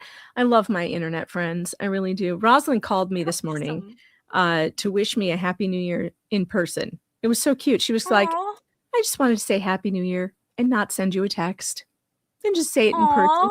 Aww. So sweet. That's your best friend right there. I miss her. I said to her the other day, isn't there somewhere we need to travel? We need to go somewhere again. And you need to get over your plane problem because you need to be with us in Arizona for the Laura. And I'm pretty sure I could just take a train. Like I think a train ride would be so fun. It's not. Yeah. It's like being on a Greyhound bus. Don't do it. It's worse than a Greyhound bus. Better than a plane, though. Well, maybe for you. Well, okay. So my sister-in-law does take the train from Chicago to New York. When she comes to visit me, she takes the train. But that's Chicago to New York. That's not that far. Yeah, see, but my brain is just like White Christmas. Like white. Oh yeah, no, Christmas they're not like that. They're not like that anymore. That's like what brain is, and I'm like, no, it's like a Greyhound bus. I am so sorry to inform you. It is not there. There are no luxury trains. I think there might be one, and it goes through Canada, and it's bad. But yes, if taking the train is the only way I can get you there, do it. But it's not even that much less expensive. It's almost the same price. I'm better if I can do direct flights, and I'm pretty sure I can get a direct flight. You can to Phoenix. from Baltimore, from BWI to Phoenix. There's tons of them, of direct flights. I'm the one who can't get direct anymore to Phoenix. Well, I think Southwest just started doing it out of Rochester, so I'm very excited about that. Nice. Because before I had to fly through Chicago, and it would take me all day to get to Phoenix, and that is crazy. That is crazy. It should never do that. Let me see. Baltimore to Phoenix on an Amtrak. How bad would this be? I mean, that is really far. Let's see. I think it's like a 5-day trip. To get there. 5 days. I'm pretty sure I've looked it up. And I'm like, it's okay. We'll sit in the box, like in the food car, and then we'll have our little sandwiches. The food car is so gross. You have no idea. It looks like the inside of a fast food restaurant, maybe like with hard booths and like plastic tables, and you just get snacks and stuff. There's no actual food. And I need to win the lottery so I can make a cross-country luxury train that everybody can ride, but it's mostly for me to travel cross-country. Right. Yeah, no, it's bad. I think there's one luxury train, it goes across Canada, and my parents did it. It's like got the glass top where it Oh, goes to the nice. mountains and you can see things and the view is really beautiful. But even the sleeping cars, and watch some YouTube videos before you decide to do this on I just Amtrak prefer to sleeping watch cars. White Christmas. Yeah, there are no trains like that anymore. I hate to tell you YouTube this. sounds scary for that. Well, it's better for you to know what you're getting into before booking the trip and then That's fair. being on basically a bus on a train track. Dental. That's fair. I do have an opinion. And what is your opinion? I think they were non-accidental. Similarly, do you have an opinion concerning the manner of infliction of injuries to Matthew Eapen's skull and brain? I do have an opinion. What is your opinion, Doctor? I think that there would have had to have been at least two different types of mechanism involved to explain the injuries that I operated on directly. The subdural hematoma, the skull fracture, and the brain swelling would have required a forcible hit of the head against some blunt surface. To explain the retinal hemorrhages, there would have to be an additional shaking or swinging of the head in some fashion. And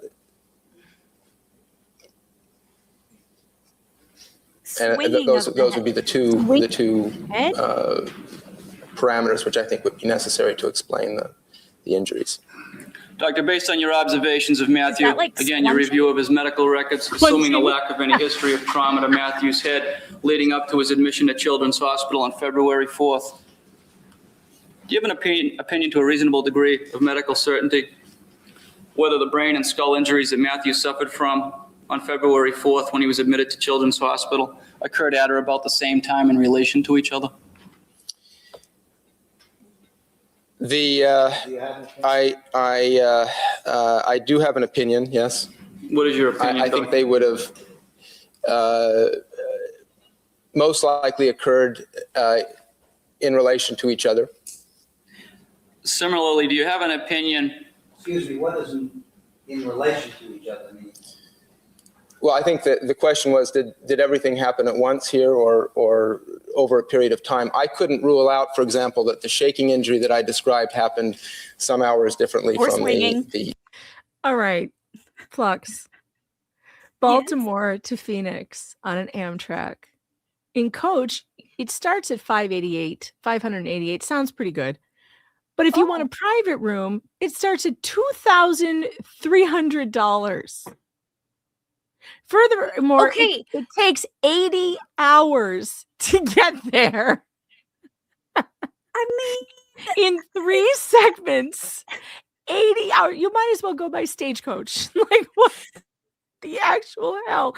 You would start out on the 13th of July and get there on the 16th. So it's only 3 days. But I mean, my God. You'd see a bunch of the country. Let's see, a private room, up to 2 adults, 2 times the space of a roomette, private in-room sink, restroom, and shower. Now, coach, on the other hand, you have your own shower, though. Yes, but on coach, you get no middle seat. So you get either a window or an aisle, and you just sleep in your chair, I guess, because there's no place to sleep. So the choices are grim. I've slept in worse places, to be fair, and slept in worse situations. Europe has so much better trains than we do. It's not even funny. Like, American trains are a disaster. Which is terrible because it could be so fun having like cross country. It could be such a cool experience. Yeah, you could go first class on an airplane for that much. Probably less than that. First class. I think maybe that's actually, what you need. You could probably get. I think you need to just buy a business class or a first class airline ticket and see how much better it is. I honestly think that would be a lot better because I want to say when I flew to Vegas, even though I flew Spirit, Never do that. it was still one of the best flights I had ever been Really? on because I upgraded to the bigger seat because it was $10 more. Oh, there you And go. I had enough room to like cross my legs. Oh, that's instantly nice. better. Like apparently I just need to be able to cross my legs. But I'm very tall. So those little seats, I can't get my knees, like I can't. But when I had the ability, it actually made the plane flight like 10 million times better to the point where I was like, oh yeah, Spirit is better than Delta. Oh, well, only when you, I mean, only on that trip. I've been on Spirit before and I couldn't believe how bad it was. I mean, it was bad. I honestly never think do if it again. it's the leg thing. If I could just like stretch my legs and move my legs, it would probably be a lot better. But you know, at some point, you know, we'll work on. I'll probably do a straight shot. Yeah, well, I think I'm going to encourage you to just go Southwest and spring for business class because you get a much bigger seat and it's very comfy, and Southwest is very nice and they have a lot of direct flights out of BWI. So just spring for the first class. We'll do a fundraising stream for you so you can, because Flux hates flying, and ever since like the last when we went to Jeff's funeral actually, Flux already has high anxiety flying, and if something's going to go wrong, it always goes wrong on her flight. And I was like, no, it's not going to happen this time. It's going to be fine. It's going to be fine. And then was it on the way home? You got stuck on the runway? It was after because it was so much. We were together. Yeah, you and I were flying. It was better flying with somebody. But then as soon as we parted, that's when the world was like, that's when it all went. I'm not going to fuck with anybody else but you now. Right. So Flux and I flew from Utah together back to, what was it, Chicago? Yes. Did we go to Chicago? And so we asked the nice man to move seats for us. Right. And he did, which was nice. So we could sit together. So we went from Utah to Chicago together, which was a great flight. We had no problems. Then we parted ways in Chicago for her to go to BWI and me to go to, or wherever you went, and me to go to New York. And I was like, it's going to be fine. This is the shortest flight for you from Chicago to, it's no problem. And then you got stuck on the runway for 2 hours, right? Yep. We got stuck in not even like out, so inside the plane for 2 hours. And she was you can't texting get me up, like, you can't move. She's like, I'm losing it. I am going to lose it. This is horrible. I'm never flying again. I'm never flying again. And I'm like, no, you have to fly again, or otherwise we're not going to see each other, except, well, when I go out there, I guess. When next time I go see my sister, I'll make sure I come see you. But yeah, and also ask your doctor for some meds for flying, says Rogue. That's also true. See, you could use some anti-anxiety meds for flying. Yeah. I'm like BA from the A-Team. You just got to knock me out, put me on the plane, and then I'll be fine. She almost became a viral video I was talking her off the ledge. I'm like, okay, don't flip out. Don't start screaming. She was like, I need to get off this plane.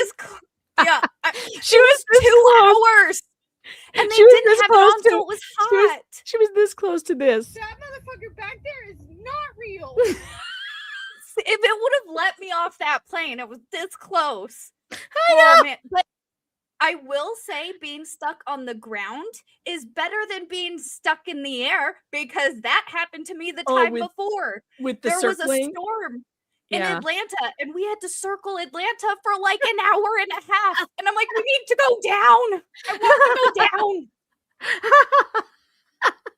I don't have good experiences flying. Somebody just sent me something for on one of the Cash Apps or Venmos or something. Wait, where did it? Was it Cash App?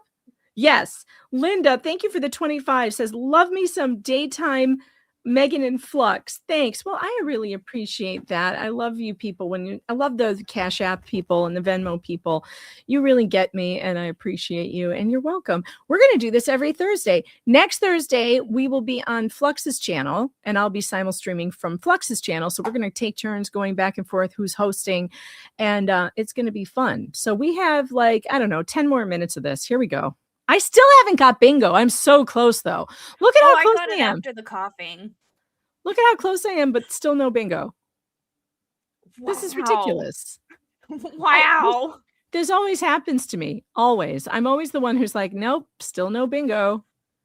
It's hilarious. The impact. Oh, I just thought of something. Maybe my sister will fly with you to Phoenix. Because Stephanie is totally going to come. She has to come for the trial. So you guys just need to coordinate to fly together, and then it'll be fine because she'll distract you. Wouldn't she fly out of Reagan? She flies out of BWI almost all the time. Yeah. It is a nice, I mean, it's better than Reagan. It's a better airport. Yeah. No, and there's more flights out of BWI. Yeah. Although after the boat hit the bridge, now I have to go the long way. Oh my God, I can't believe that's still not fixed. Oh yeah, nope. The last time I drove by, I'm like, oh, look, is it even under construction? Nope.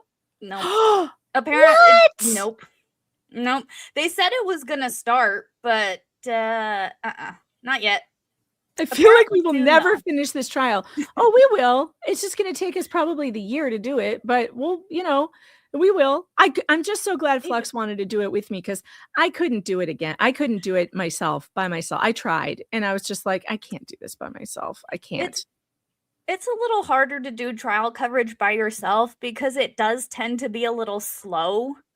It's like better to have these to medical bounce off ones. of sometimes. Especially these medical ones, because there's going to be so much medical jargon and information. And also at the time, I tried starting it very quickly after Jeff was gone.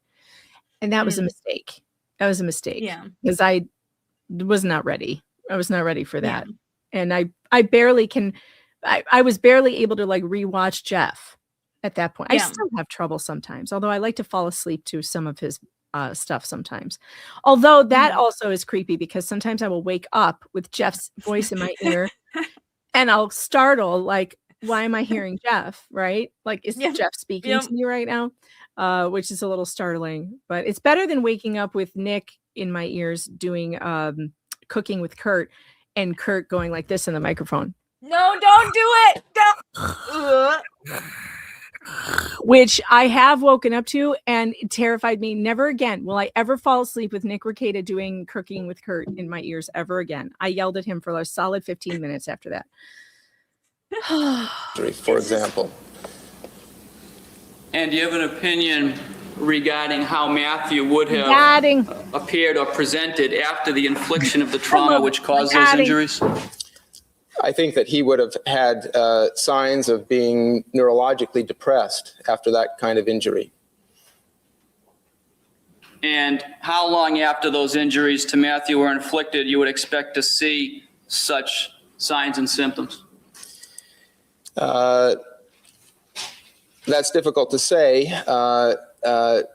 Based on the progression that we saw in front of us, I would assume a short period of time, within hours.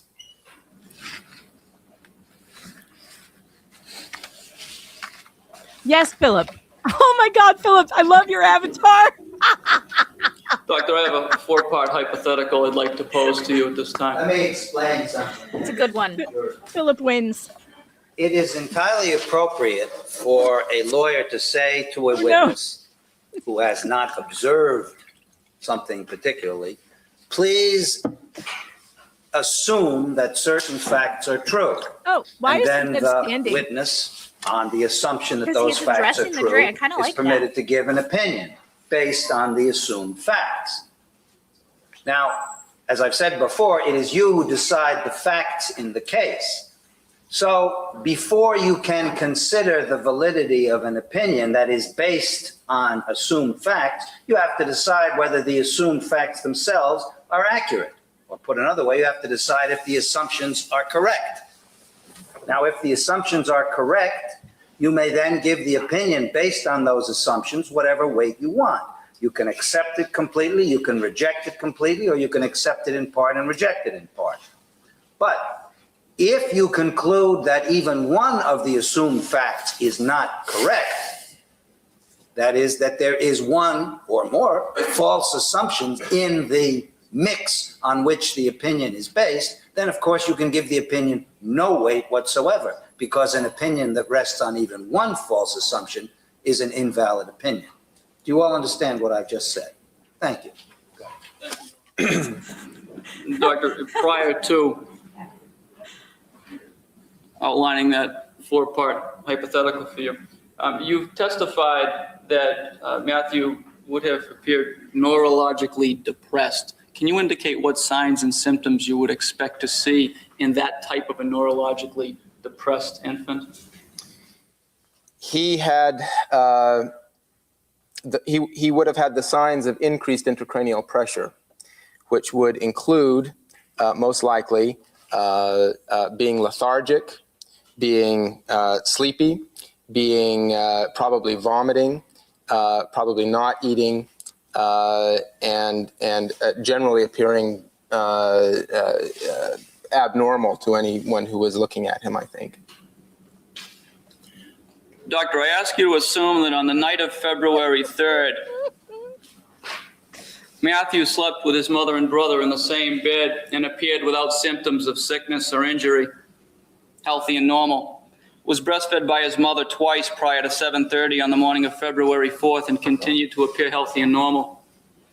Further assume that during the day of February 4th, Matthew appeared without symptoms of sickness or injury, healthy and normal, but may have cried throughout the day.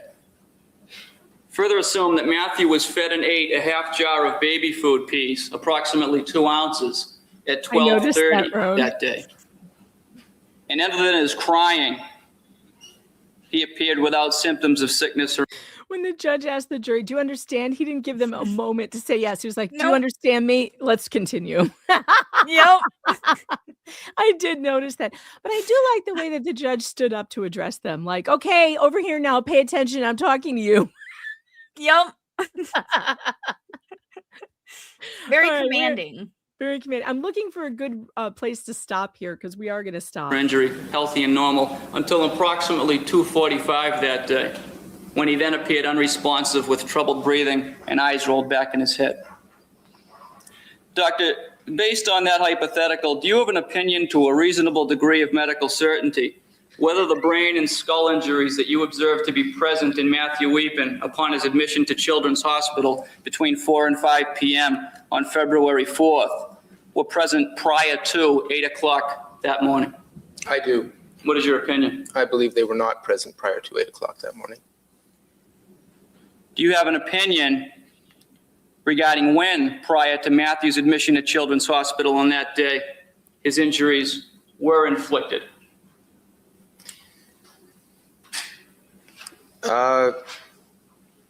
In a general way, yes.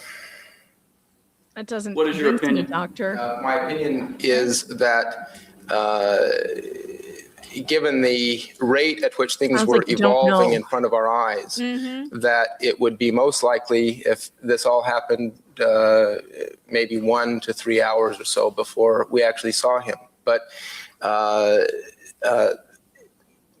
you know, I have to say that's only an opinion. So you're not even Thank really you, Dr. sure Metz. about that.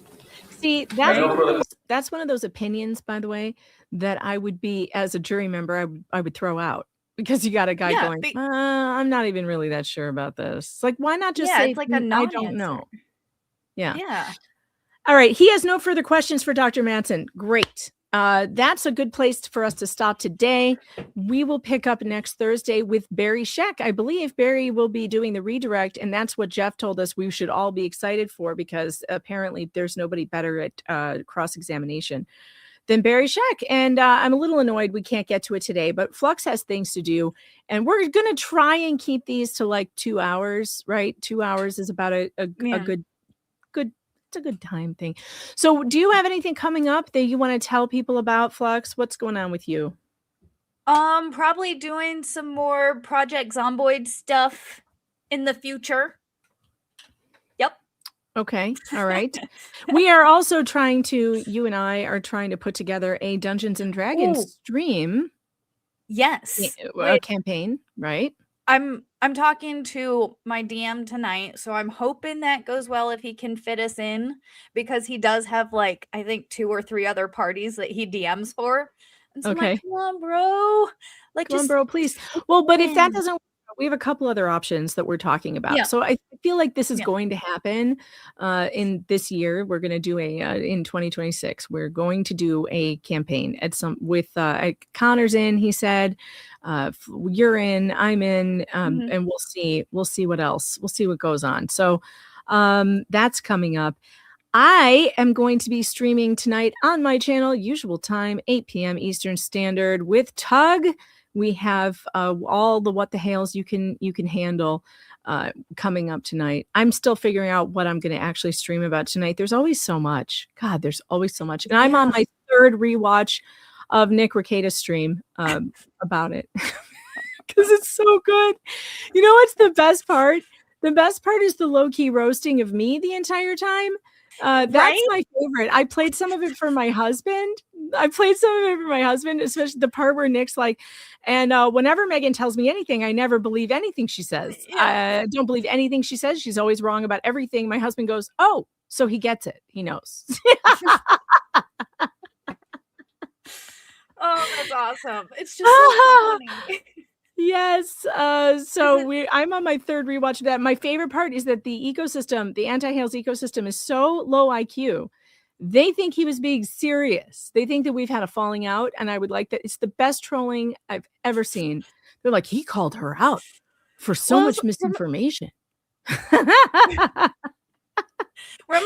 that one time when they thought, I think it was Just J Hip flipped on him because they're like, "Oh, he's turning on her." Like, bro, he sent a sarcastic email. These people are so they are so low IQ. Room temperature IQ. Room temperature I like IQ. Yeah. Well, this was a lot of fun. Flux, thank you so much for being here. And we may have to come up with a Retro Thursday song so that we can have our own intro for this. We might have to do that. That just hit me. We'll have to get to know this case and a little bit more. Maybe a Suno song will come out of it, and we'll have a new intro soon.